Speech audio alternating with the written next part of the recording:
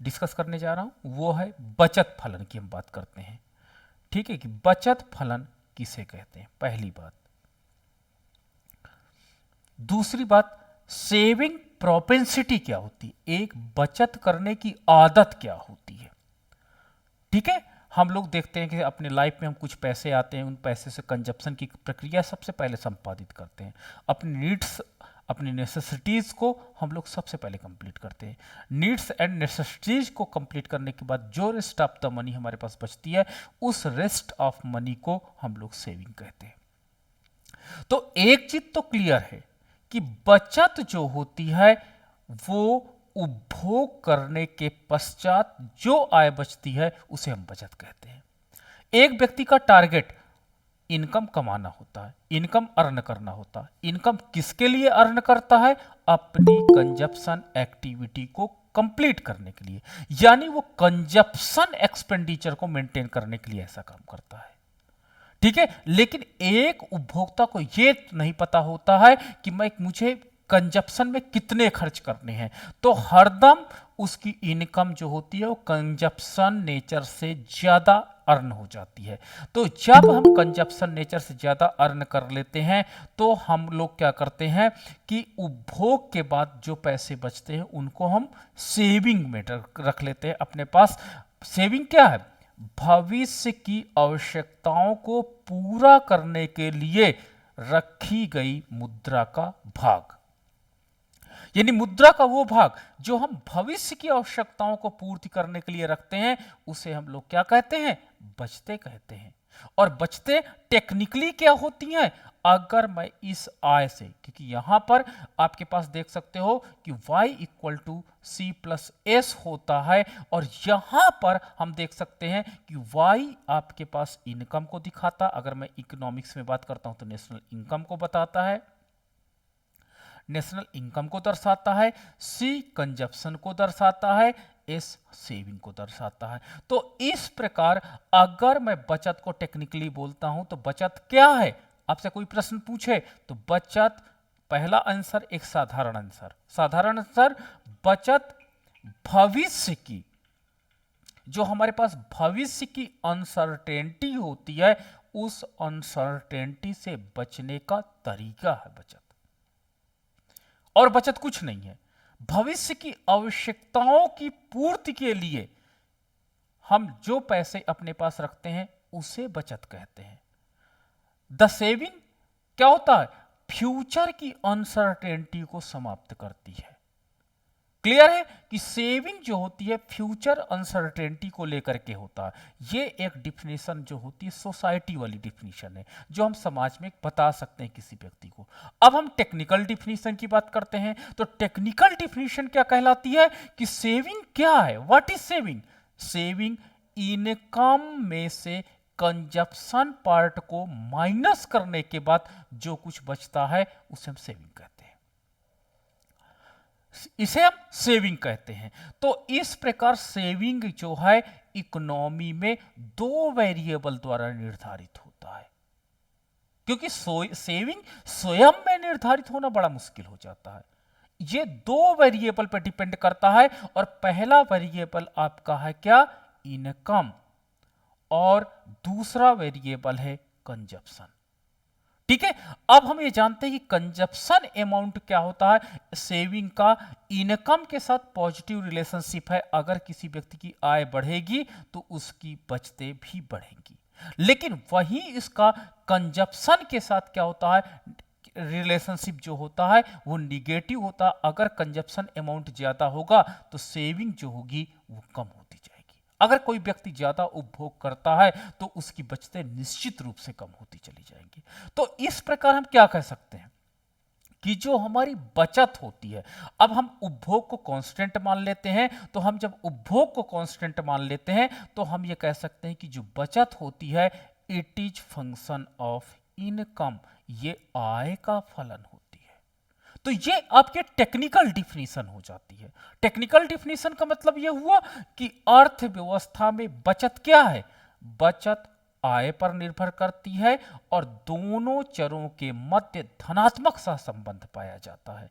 अर्थात अगर किसी व्यक्ति की आय स्वतंत्र चर आपकी आय है। यदि किसी व्यक्ति की आय या इनकम में वृद्धि होती है तो उसके परिणाम स्वरूप उसके बचत में भी वृद्धि होना प्रारंभ होती है। But it is determined by the nature of consumption. Income का फलन तो होती है, बट कंजप्शन के कारण बचत 3 प्रकार की होती है।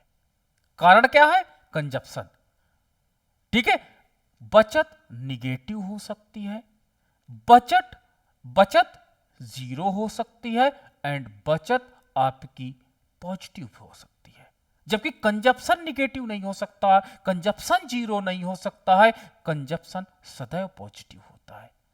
बट मैंने कहा ना कि आपका जो सेविंग यहां पर है, सेविंग टेक्निकली डिपेंड करता है वाई एंड सी पर, और सी का अमाउंट जो होता है वो बचत को या तो निगेटिव कर सकता है, ये consumption have the power, not saving have, income have the power. Consumption के कारण किसी व्यक्ति की जो बचतें होती हैं वो निगेटिव हो सकती हैं, बचते शून्य हो सकती हैं, एंड बचते पॉजिटिव हो सकती हैं। तो it is determined by consumption, कि आपका कंजप्शन नेचर कैसा है। ठीक है, तो इनकम का सेविंग के साथ धनात्मक संबंध पाया जाता है। अगर किसी व्यक्ति की इनकम बढ़ती है तो उस इनकम बढ़ने के परिणाम स्वरूप उस व्यक्ति की बचतें भी लगातार बढ़ती चली जाती हैं। ठीक है, तो इस डिफिनीशन से तो यह लगता है कि बचत सदैव पॉजिटिव होती है, क्योंकि इनकम अगर जीरो होगी तो बचत जीरो हो जाएगी। तो इस फलन से केवल हम पॉजिटिव दिशा के डायरेक्शन की बात करते हैं, लेकिन रियल में बचत हमारी निगेटिव हो जाती है और उसकी रिस्पॉन्सिबिलिटी कंजप्शन को जाती है। क्योंकि बचत 3 प्रकार की होती है और इन 3 प्रकार को डिटरमाइन करने में इन दोनों वेरिएबल की महत्वपूर्ण भूमिका है। बचत को शून्य तथा बचत को धनात्मक निर्धारित करने में इनकम की महत्वपूर्ण भूमिका है, तथा बचत को ऋणात्मक निर्धारण करने में कंजप्शन की महत्वपूर्ण भूमिका है। ठीक है, तो एक व्यक्ति क्या करता है, मान लीजिए वो कंजप्शन एक्टिविटी को संपादित करता है और उसके पास प्रारंभिक अवस्था में इनकम जीरो है। अब देखो इनकम जीरो है, अब वो उपभोग एंड सेविंग दोनों एक्टिविटी करेगा। अब सेविंग तो बिना कंजप्शन के, बिना इनकम के नहीं कर सकता है, तो यानी अर्थव्यवस्था में उपभोग के लिए उसको 50 रुपए तो डेली जरूरत है। अब इस उपभोग 50 रुपए के लिए वो क्या करेगा, क्योंकि इनकम उसकी जीरो है, अब 50 रुपए कंजप्शन करना उसका इंपॉर्टेंट है, तो वो किसी व्यक्ति से उधार लेगा। तो ये जो आपका सेविंग में चढ़ेगा वो सेविंग क्या कहलाएगी, वो सेविंग आपकी निगेटिव सेविंग कहलाएगी। ठीक है, निगेटिव सेविंग क्या कहलाती है, you are borrowing money from any other person, किसी अन्य व्यक्ति से आपने उधार लिया है। ठीक है, अब मैंने क्या डिफिनीशन आपको बताई थी कि y equal to C plus S होता है। चलो दोनों वैल्यू रखो, तो c का मान 50 है, अब प्लस s का मान माइनस 50 है, 50 से 50 कट गया, y इक्वल टू 0। यदि एग्जैक्ट आंसर है कि इफ योर इनकम इज 0, यदि एक व्यक्ति की आय शून्य है तो उसको अपने उपभोग को सदैव धनात्मक रखना अनिवार्य होता है, क्योंकि यही लाइफ में स्ट्रगल है और ये हमारी लाइफ की नीड्स है कि जो आपका कंजप्शन है वो ऑलवेज या ऑल क्या होता है, धनात्मक होता है और वाई एक्सिस से प्रारंभ करता है। तो जब आपका उपभोग वाई एक्सिस से प्रारंभ करेगा तो निश्चित रूप से आपको बचत को निगेटिव कर देगा, क्योंकि इस मैंने क्या बोला कि बचत को निगेटिव होने का एकमात्र कारण है उपभोग का धनात्मक होना,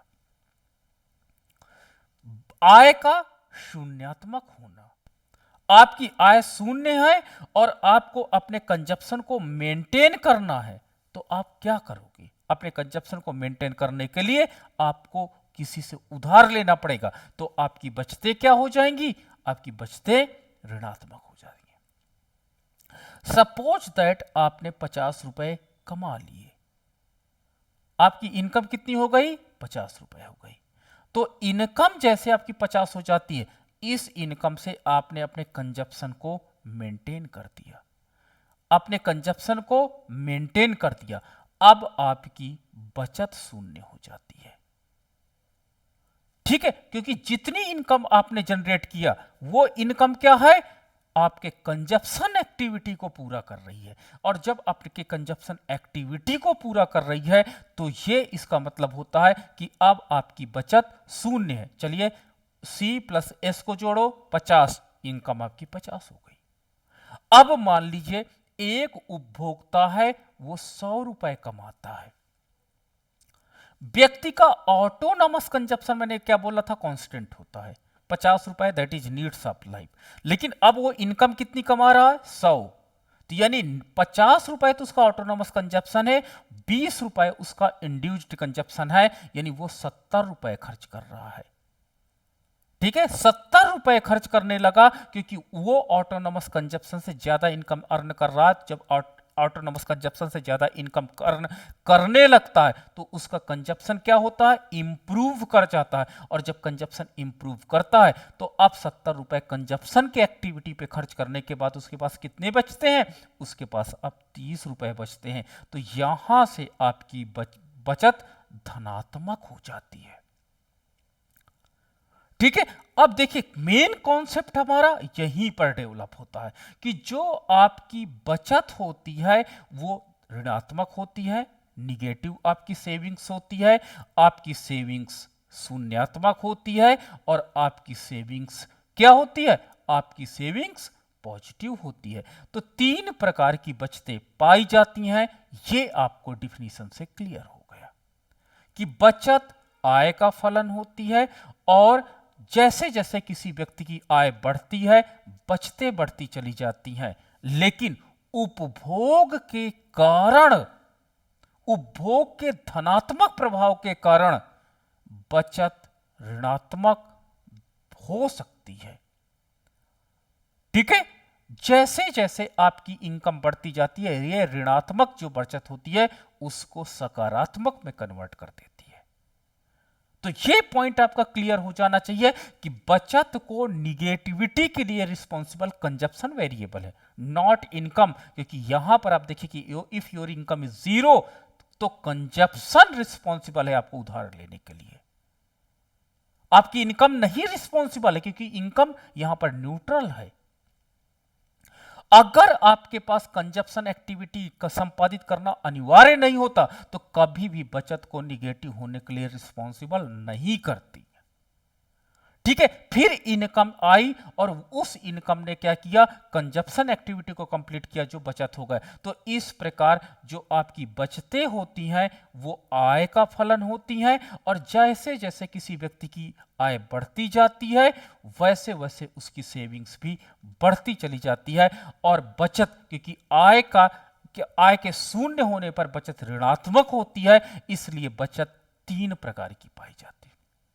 इसका ग्राफिकल अगर मैं रिप्रेजेंटेशन करूं तो ग्राफिकल रिप्रेजेंटेशन कैसे होगा वो देख लेते हैं। तो बचत 3 प्रकार की होती है और मैंने पिछले टेबल्स में आपको स्पष्ट किया। ये मेरे पास ग्राफिकल रिप्रेजेंटेशन का मैंने ग्राफ पेपर बनाया। आपके पास 2 क्वार्टाइल हैं, आपके पास पहला क्वार्टाइल है एंड 4th क्वार्टाइल है, जो आपका पहला चतुर्थक है और आपका चौथा चतुर्थक है, जिसमें ओरिजिन है ये आपका x है, ये आपका x that having the value of positive, y आपका पॉजिटिव एंड y आपका निगेटिव, 3 वैल्यूओं के साथ काम करता है। अब देखो आपका जो बचत रेखा होती है, बचत रेखा आपकी कुछ ऐसे चलती है। जिस प्रकार से कंजप्शन लंब अक्ष से निकलती है उसी प्रकार से बचत जो होती है वो ऋणात्मक लंब अक्ष से स्टार्ट होती है, ऋणात्मक लंब अक्ष से स्टार्ट होती है। और जब आपकी इनकम ऑटोनमस कंजप्शन के बराबर होती है, दिस इज द इनकम, ये जो इनकम का पोर्शन है, ये जो इनकम जहां पर बचत शून्य होती है, जीरो सेविंग हम इसको कह सकते हैं। जीरो सेविंग लेवल पर आपकी जो इनकम होती है वो ऑटोनमस कंजप्शन के बराबर हो जाती है।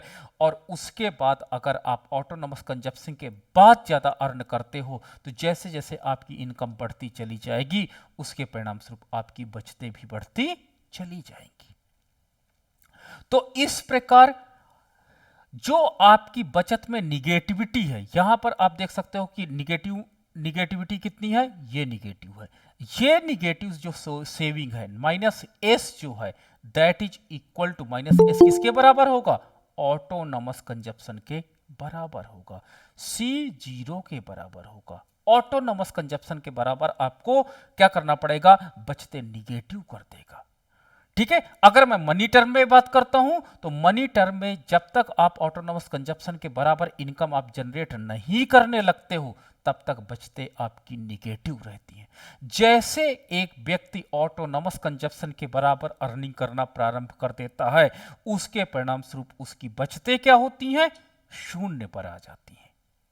तो निगेटिव बचत होने का एक इंपॉर्टेंट रीजन ये होता है कि आपकी जो इनकम है वो इतनी कम है कि आप अपने ऑटोनॉमस कंजप्शन को भी मेंटेन नहीं रख पा रहे हो। इसका सीधा मतलब यह है कि आपके पास इतना कम है इनकम कि आप अपने ऑटोनॉमस कंजप्शन को मेंटेन नहीं करते हो। जब आप इतनी इनकम जनरेट कर लेते हो, इतनी इनकम अर्न कर लेते हो कि आप अपने ऑटोनॉमस कंजप्शन को मेंटेन करते हो, तो वहीं पर बचत आपकी क्या हो जाती है, शून्य हो जाती है।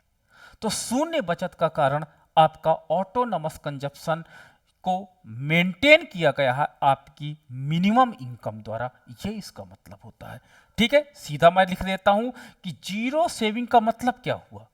जीरो सेविंग का सीधा मतलब होता है कि आपकी इनकम आपके कंजप्शन को ही मेंटेन कर पा रही, अन्य नहीं मेंटेन कर पा रहा है। अब आपके पास क्या होता है, अगर आपका इनकम, ठीक है, आपका इनकम ऑटोनॉमस कंजप्शन को मेंटेन नहीं कर पाता है तो आपकी सेविंग क्या होती है, निगेटिव रहती है।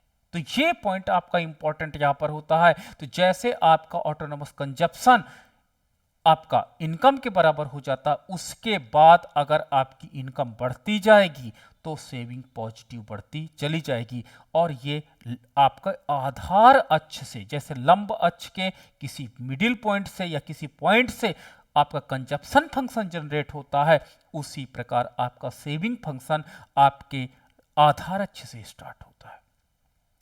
ठीक है, और यह बताता है कि जैसे जैसे किसी व्यक्ति की इनकम बढ़ती जाती है उसकी सेविंग्स लगातार बढ़ती चली जाती है।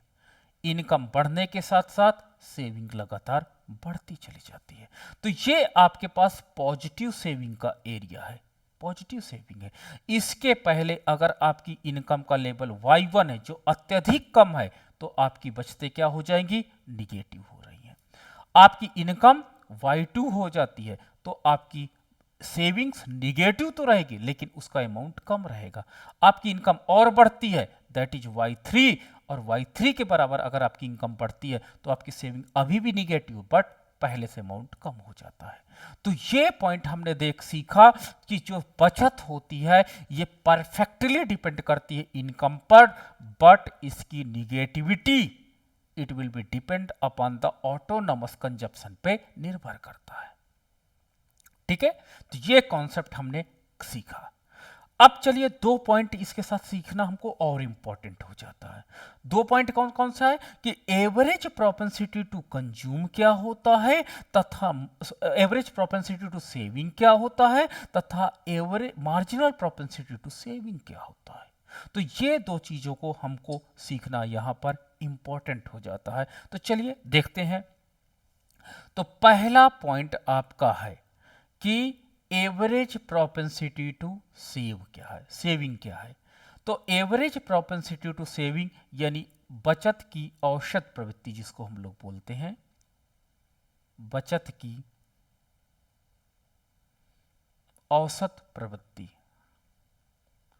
ठीक है, बचत की औसत प्रवृत्ति का मतलब होता है कि एक व्यक्ति पूरे साल में कुल इनकम कितनी प्राप्त हुई और उसमें से कितना बचाया। हर महीने आप लोग थोड़ा थोड़े पैसे बचाते हो, कुछ लोग नहीं बचा पाते तो गुल्लक रख लेते हैं। तो वो गुल्लक क्या बताती है, टोटल सेविंग्स की बताती है, टोटल सेविंग्स को डिफाइन करती है। तो average propensity to save equal to S/Y, ये आपका फार्मूला बन जाता है और ये बताता है S टोटल सेविंग को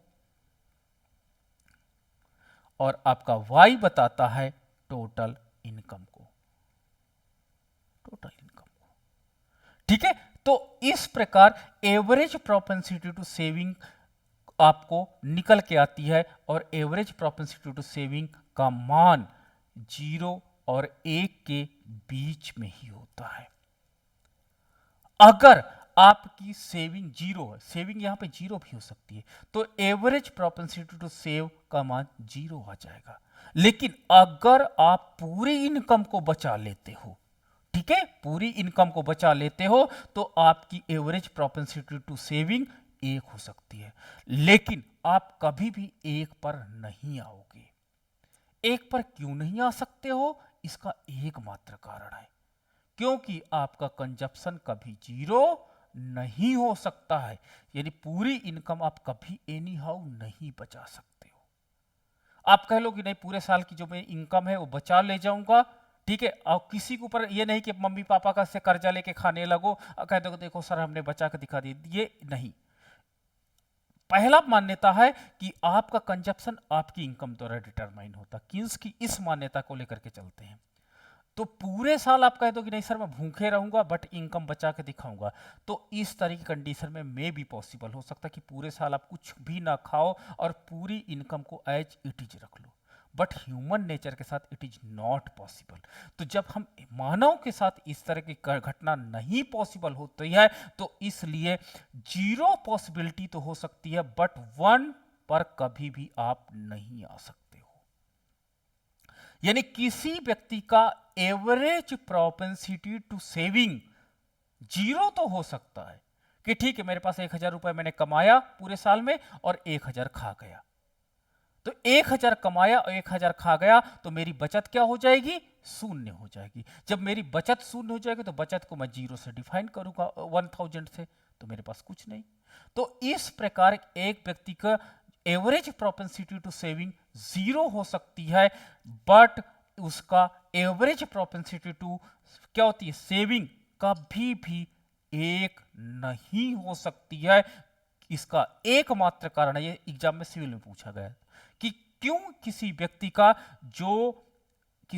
का एवरेज प्रोपेंसिटी टू सेव 1 क्यों नहीं हो सकती? तो इसका एकमात्र रीजन है 1 ना होने का, क्योंकि वो कंजप्शन कभी भी नहीं बंद कर सकता है। 0 तो हो सकता है बट 1 नहीं हो सकता। वही मैंने एपीसी के अंतर्गत आपको पढ़ाया था। एपीसी के अंतर्गत कभी भी 0 आप नहीं हो सकते हैं, 1 हो सकते हैं। तो एपीसी अगर आपको याद हो, तो एपीसी के अंतर्गत मैंने एवरेज प्रोपेंसिटी टू कंज्यूम में मैंने आपको पढ़ाया था कि एक उपभोक्ता का, एपीसी के संदर्भ में जब मैंने स्केल आपके साथ डिस्कस किया था, ये एवरेज प्रोपेंसिटी टू सेविंग के साथ मैं डिस्कस कर रहा हूं। एवरेज प्रोपेंसिटी टू कंज्यूम मैंने जब पढ़ाया था कल का टॉपिक, तो इसमें आपने देखा होगा कि एक व्यक्ति का स्केल 0 से लेकर 1 होता है, वो 0 पर हो सकता है बट वो 1 पर तो आ सकता है बट वो 0 पर कभी नहीं हो सकता है। ये एवरेज प्रोपेंसिटी टू कंज्यूम के साथ स्केल का बात था, और मैं आज आपके साथ एवरेज प्रोपेंसिटी टू सेविंग की बात कर रहा हूं कि किसी व्यक्ति का एवरेज प्रोपेंसिटी टू सेविंग 0 हो सकता है बट 1 कभी नहीं हो सकता है। अगर आपकी एवरेज प्रोपेंसिटी टू सेविंग 0.5 है तो इसका मतलब होता है 50% मनी यू आर सेविंग, आप 50% मुद्रा को बचा रहे हो। इसका सीधा मतलब है कि 50% कंजप्शन एक्टिविटी में खर्च कर रहे हो एंड 50% आप बचा रहे हो। अगर आप क्या कर रहे हो, अगर आपका 0.8 है योर प्रोपेंसिटी टू सेव, इसका मतलब यह हुआ कि आप 80% मनी को बचा रहे हो। सर इसको कैलकुलेट कैसे किया जा सकता है? क्योंकि हम जानते हैं कि किसी व्यक्ति का उपभोग y = c+s होता है, और मैंने आपको बताया था कि अगर दोनों पक्षों को y से डिवाइड कर दो, दोनों पक्षों को y से मैं डिवाइड कर दिया हूं, तो दोनों पक्षों को जब y से डिवाइड कर दोगे तो y से y कैंसिल हो जाएगा, इट विल बी 1, और c/y को हम लोग क्या बोलते हैं? एवरेज प्रोपेंसिटी टू कंज्यूम बोलते हैं। एंड आपका s/y average propensity to saving बोलते हैं। तो याद रखना कि average propensity to saving and average propensity to consume दोनों का मान एक के बराबर होता है सदैव, एक से ज्यादा नहीं हो सकता है। अब ये रिजल्ट मुझे क्या बता रहा है कि 1 equal to average propensity to consume plus average propensity to saving. ये हमें क्या बता रहा है? हमें ये बता रहा है कि अगर इसमें एक वेरिएबल का मान बढ़ेगा, एवरेज प्रोपेंसिटी टू कंज्यूम अगर आप बढ़ाओगे तो निश्चित रूप से एवरेज प्रोपेंसिटी टू सेविंग घटेगी।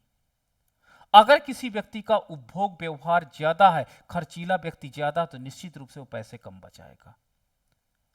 आप खुद जानते होंगे कि अगर आपका खर्च करने का बिहेवियर ज्यादा है, आप ज्यादा खर्चीले हो, तो निश्चित रूप से आपकी बचतें कम होगी और दोनों को जोड़ने के बाद आपको 1 ही वैल्यू प्राप्त होगी। दूसरी चीज होती है कि अगर किसी व्यक्ति का बचाने की प्रवृत्ति बहुत ज्यादा होती है, जैसे गर्ल्स के साथ, गर्ल्स की एवरेज प्रोपेंसिटी टू ज्यादा होती है in the respect of average propensity to consume.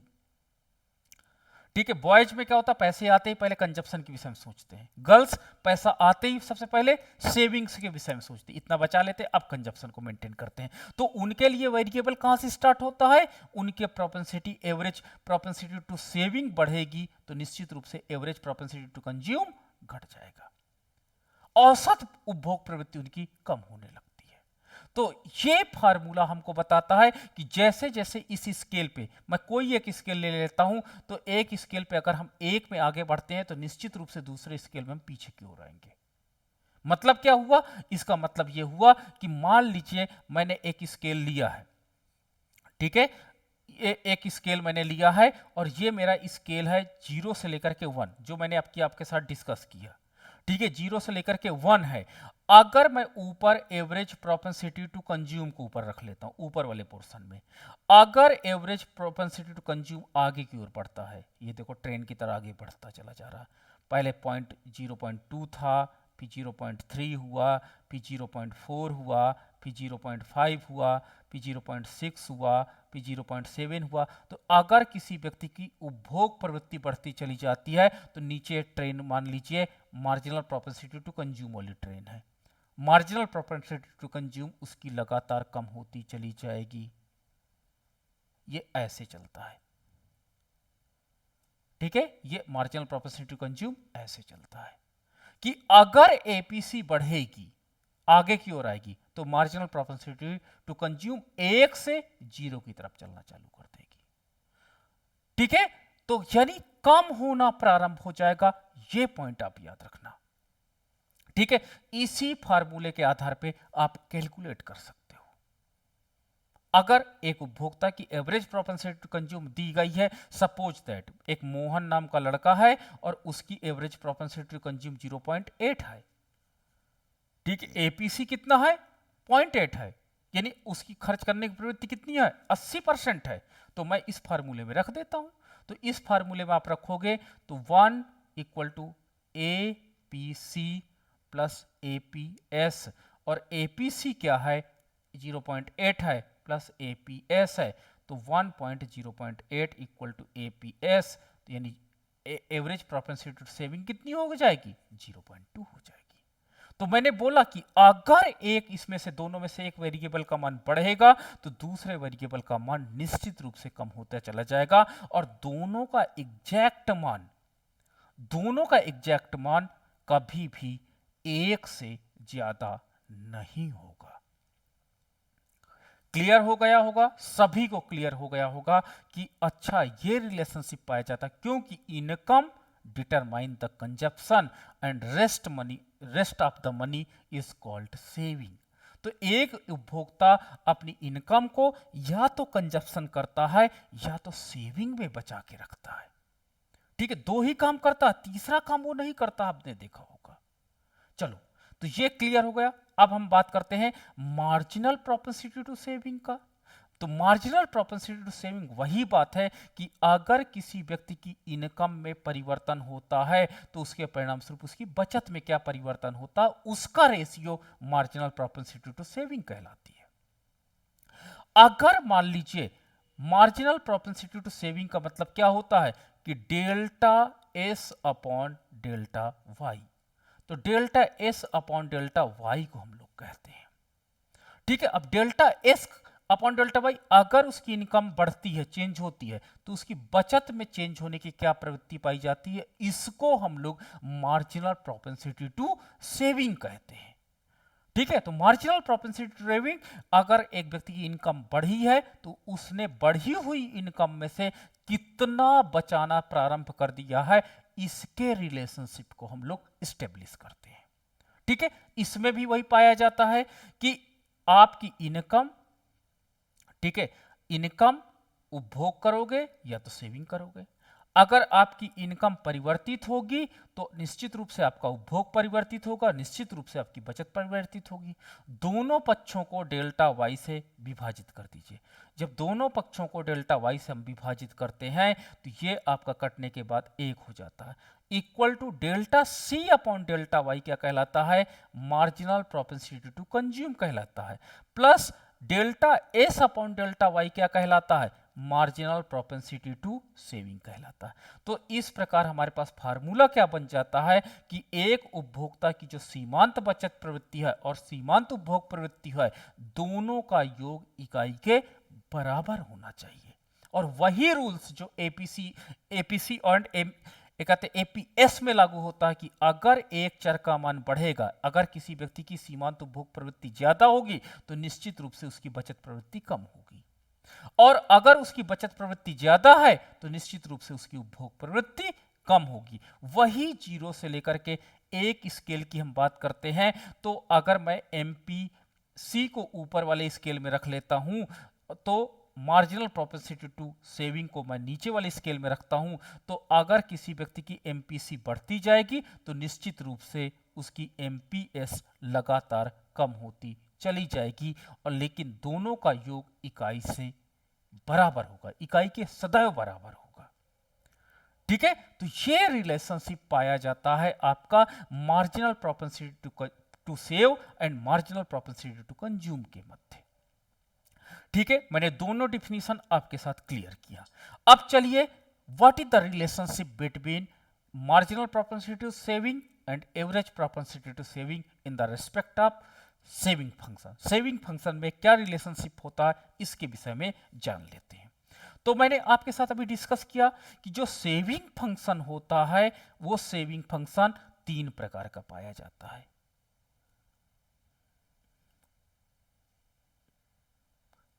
आपका ओ एक्स है, ये आपकी इनकम लाइन है।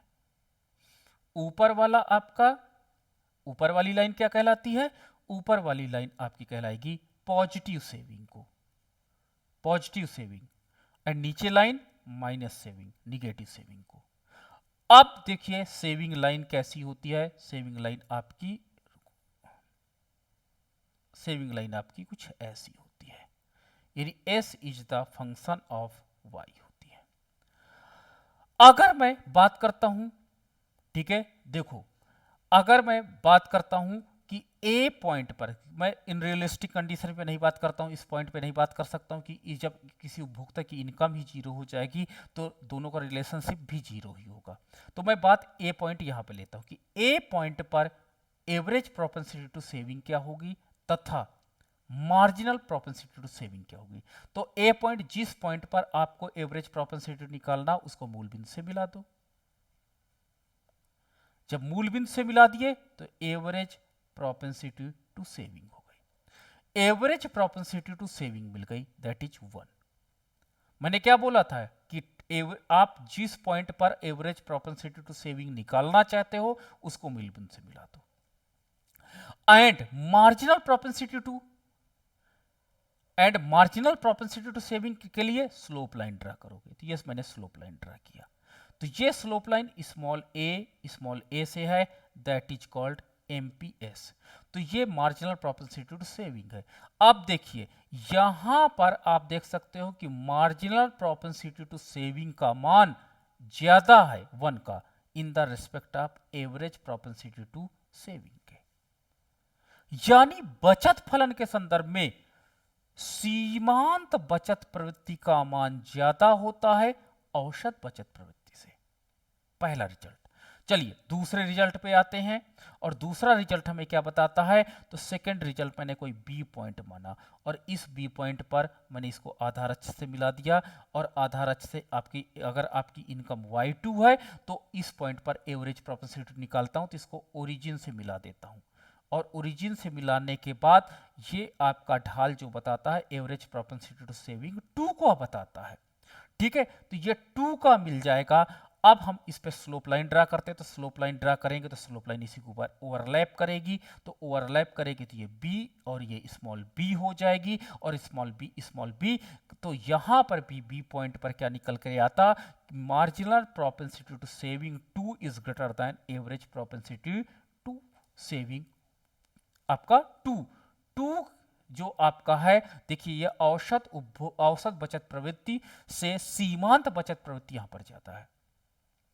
एंड मैं सी पर कैलकुलेट करना चाहता हूं, तो सी को कैलकुलेट करने के लिए इसको भी आप मूल बिंदु से मिला दीजिए। मूल बिंदु से मिलाने के बाद एवरेज प्रोपेंसिटी टू सेविंग 3 मिल जाएगी, और इसको आप ओरिजिन से मिलाएंगे तो y 3 हो जाएगा। तो इस प्रकार से आप देख सकते हो कि यहां पर एंड स्लोप, यहां पर स्लोप लाइन ड्रा करोगे तो मार्जिनल प्रोपेंसिटी टू सेविंग मिल जाएगी। तो यहां पर सी पॉइंट पर भी आपको क्या होगा, marginal propensity to saving is greater than average propensity to saving, यानी औसत बचत प्रवृत्ति की अपेक्षा सीमांत बचत प्रवृत्ति ज्यादा है। रिजल्ट में हम क्या कह सकते हैं कि जैसे जैसे किसी व्यक्ति का उपभोग बढ़ता चला जाता, आय बढ़ती चली जाती है, जैसे जैसे किसी व्यक्ति की आय बढ़ती चली जाती है, औसत बचत प्रवृत्ति, देखो ढाल लगातार बढ़ती चली गई है, तो जैसे जैसे किसी व्यक्ति की इनकम बढ़ती है औसत बचत प्रवृत्ति बढ़ने की पाई जाती है। देखो औसत बचत प्रवृत्ति, ठीक है, नॉर्मल भी है कि अगर आपकी इनकम बढ़ेगी तो आपकी बचाने की आदत भी बढ़ती चली जाएगी, तो औसत बचत प्रवृत्ति लगातार बढ़ती चली जाती है। लेकिन मार्जिनल प्रोपेंसिटी टू सेविंग जो होती है किसी उपभोक्ता की, वो क्या होती है, कांस्टेंट बनी रहती है, हरदम स्थिर होती है। चाहे आप ए पॉइंट पर देखिए, इसका ढाल, इसका ढाल, ये ढाल, तीनों ढाल आपस में बराबर हैं। तो रिजल्ट आप क्या कहोगे कि जैसे जैसे किसी व्यक्ति की आय बढ़ती है सीमांत बचत प्रवृत्ति लगातार स्थिर रहती है। और दूसरा रिजल्ट, ये पहला रिजल्ट हुआ, दूसरा result, always marginal propensity to saving is greater than average propensity to saving, हरदम एक उपभोक्ता की सीमांत बचत प्रवृत्ति औसत बचत प्रवृत्ति से ज्यादा पाई जाती है। तो ये दो रिजल्ट बहुत इंपॉर्टेंट है सिविल सर्विस एग्जाम के लिए एंड यूजीसी नेट जेआरएफ के लिए। ठीक है, ये आपको बुक्स में भी मैटर नहीं मिलेगा, मैं आपको बता दूं, आप चाहे जितना सर्च कर लेना, ये सारा मैटर नहीं मिलने वाला है। तो अगर आपने कॉन्सेप्ट नहीं अच्छे से देखा तो नहीं समझ में आएगा, इसलिए बहुत केयरफुली इस चीज को देखिए, और रिजल्ट मैंने इंटरप्रेट कर दिया। नहीं तो आप क्या करते हो, आपका आदत रटने की होती है, मैंने देखा बच्चे रटते हैं सिविल वाले, उनको समझ भी नहीं आता, सर पता नहीं चलता है क्या एवरेज प्रोपेंसिटी टू सेव ज्यादा है कम है, पता नहीं चलता। तो ये पॉइंट आपको याद करना है। अब आप अपने प्रश्न पूछ सकते हो मुझसे।